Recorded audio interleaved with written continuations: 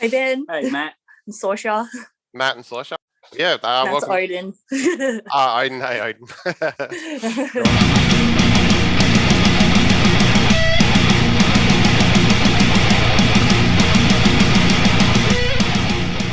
How did Kalvath start? I guess we can start at the beginning, yeah.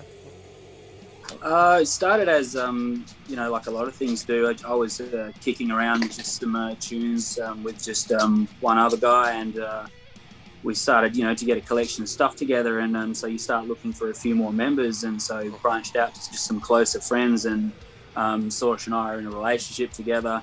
Were at the time then as well, and she'd always been really ambitious with her death metal vocals and stuff like that. So when the time came that the only thing we were lacking was vocals, it sort of just ended up being a natural fit. Yeah, awesome. So yeah, that's how we all got together pretty much. It was just grabbing some friends that were like-minded, and off you shoot. That's it. Matt and I had been in a previous project. He put like an ad on Western Front back in the day, and I responded.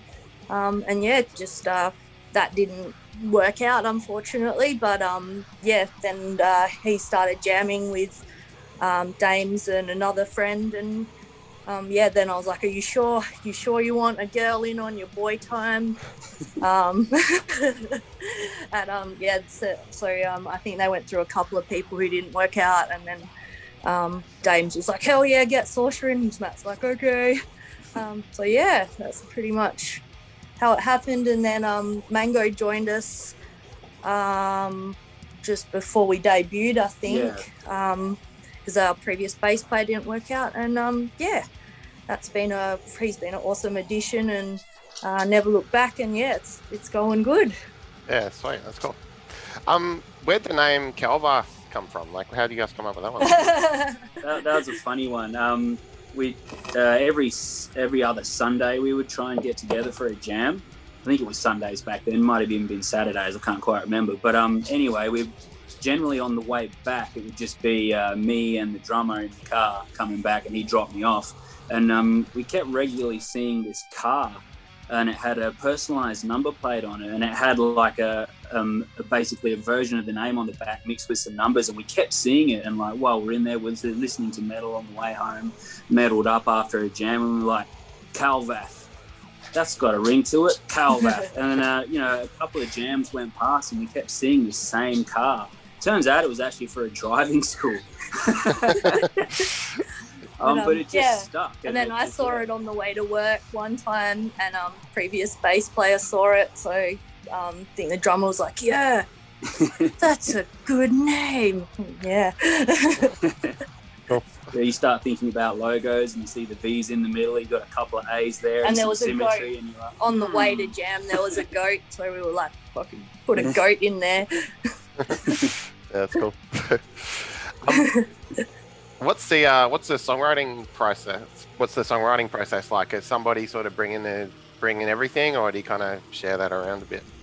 It's pretty eclectic and open there. It's if anyone's got something that's buzzing around in their head, we always try and see if we can get it out, even if it's someone in the band who say, like, if Sorsha's not, she doesn't play guitar or bass, but if you've got a riff in your head, you just sort of try and shout it out or hum it out, and then we'll pick it up on the guitar. Or sometimes it's the drummer will come in and go, working on this little piece here, and you try and write a riff on it.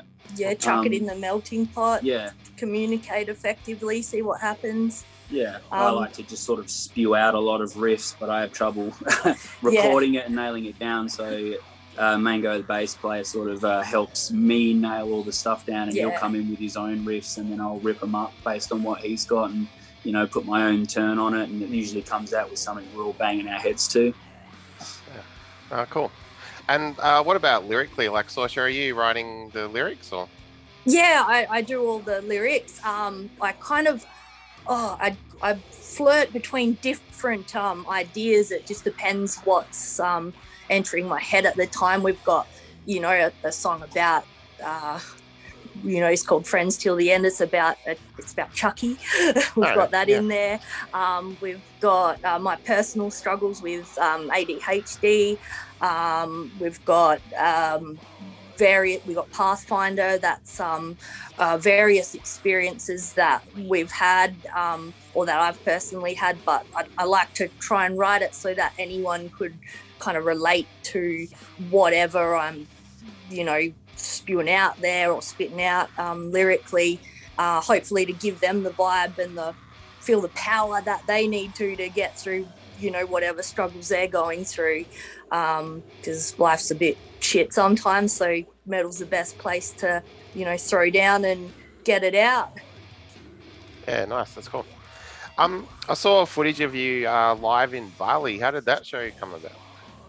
Oh, yeah. That was crazy. Yeah, that was awesome. Mango, our bass player, so he was in Suffering Rot, and Blood Clot, who've been, and Resume, lucky enough to be over there previously, so he's got some contacts. So when the opportunity came, Norman Straswan invited us through Mango, so we were like, hell yeah, come over. Pukalization was there, that really nice Japanese guys, and a guy from Broken Hill. Yeah, lovely. Or they're intense as well. We were very lucky to support them. The guys in Caligula over there are just, oof. Man, if there was someone I could bring back, it would be Caligula and probably Norman's band, Vowed. They're awesome over there. And the crowd they're just, they're so respectful over there of each other.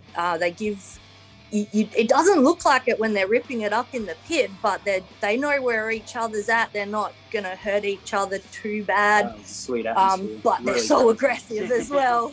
It was they love awesome. to slam. They love the metal. Yeah, beautiful. That's cool.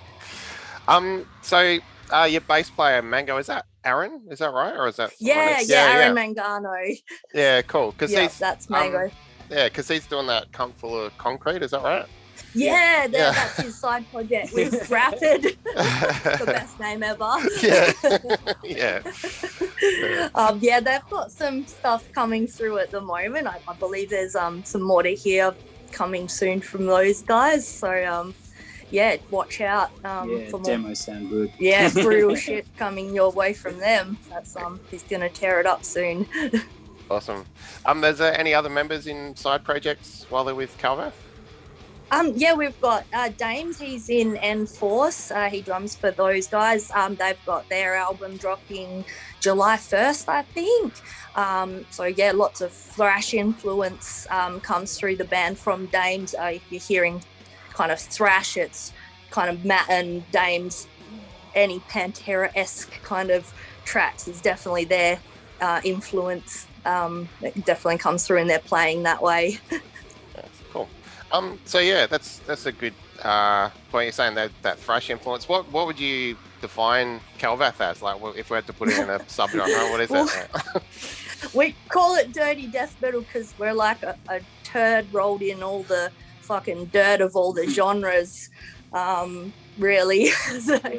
However we're feeling at the times, what goes in. Guitar wise, definitely hugely groove influenced.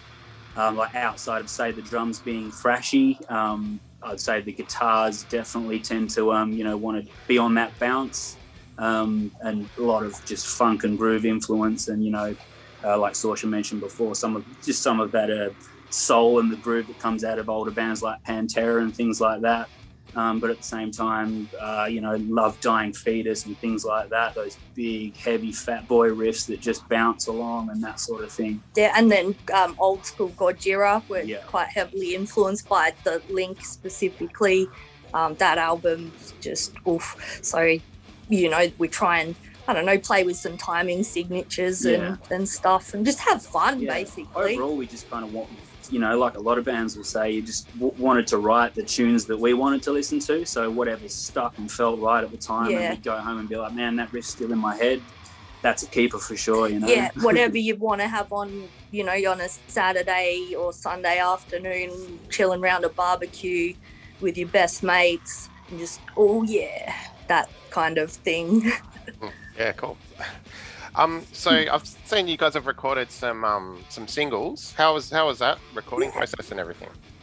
Yeah, awesome. That was great. The single we did, Sadist, actually came like hot off the heels as soon as we came back to Bali. So that first year was crazy because we went to Bali, did the tour there and came back, and we won a competition with Jay from Oracle Sound to actually record the single. And we had to book that in and get it done. So we sort of ended up coming straight back from Bali, and then the very next weekend we were into his studio, and our drummer's dog died. Yeah, no. James lost his dog that weekend, so it was like a massive, everyone jumped in and just we got through it and had an absolutely awesome time while we did it. But, just put all the emotion and everything into it, and it came out great. Jay was awesome to work with. And then the EP we recorded through Dan Granger. He does 6 Squared Studios, but, Watermonic and 1,000. Mr. Maelstrom. Yeah, 1,000 other bands. That was awesome too. He really took us under his wing there, and, really kind of prepared us for what the industry would kind of be like and people to work with in a more professional environment. I think it came out pretty damn good for our first go. I was so happy with it, and got mad sound off both of them. And in the first one we got to mess around with some sampling and things like that, just putting little some tracks in the back from various things and stuff like that, which was massive fun. Bit of DFC influence perhaps. Mm-hmm. Cool. Is there plans to is there plans to record a longer release? Or? Definitely, yeah. We're in a writing process at the moment. Got some gigs coming up in the background. We've got a few new tracks that we're starting to knock around and polish up, some ones that are nearly finished, and we've got some that we're only just starting to put together. So we want to try and work our way up to a full album size. And then go into big recording process, get that out, and that's probably the main focus outside of all the upcoming gigs and things like that. Just kind of while we've been a bit quiet is we'll work full time and try and knuckle down and write some new stuff and get it sorted. And now we're trying to do a couple of gigs because people demanded it. No, it's good. Are you playing any? Do you ever play any of the new stuff in gigs, or do you kind of have your set list and you're working on other things? We've got our set list, but we might come out with a couple of new surprises soon. We won't.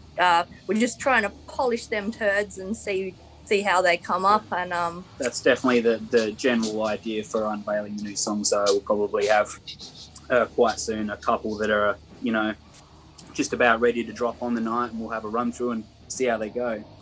Yeah, cool, excellent.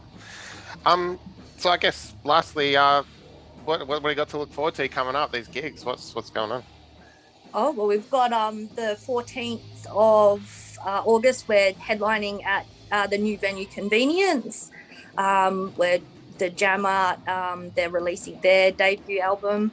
That's awesome to be invited on board with Crunch Entertainment doing the promo for that. That we're really looking forward to that. Infinite Exile and Primrose Path, who I'm really excited to see another. You don't get to see too many other female-fronted bands, so that's freaking awesome. If I can get to play with them all, love it. Go girls. There's it's going to be a good venue for Mango, our bass player too, because he likes the odd lolly. So he's very excited to be at a venue with lollies and death metal. We got a photo shoot coming up too. Oh yeah, we've got a photo shoot coming up with Misty. So hopefully, Shadow World Photography, that comes out pretty cool. Got a few ideas there. See what happens. Yeah, that'll probably be as soon as we get it done and go through the photos, and we'll probably throw that up on the social media and everything on the page, on the band page, and get those moving around as well when the gigs are starting to head out. And we've got some new merch or newish merch. I think we've got I don't know how many profanities are we allowed on your show? as many as you like. We've got our be a sick cunt, not a shit cunt t-shirts now. So I don't know how if with the camera that's I can see or what's coming up on your screen. But, it's good. That we've got them new bad boys. Got them in thick boy sizes up to 3XL as well. So Slowly. I can't. Yeah, I don't know. We'll see you at a hornography soon. Yeah.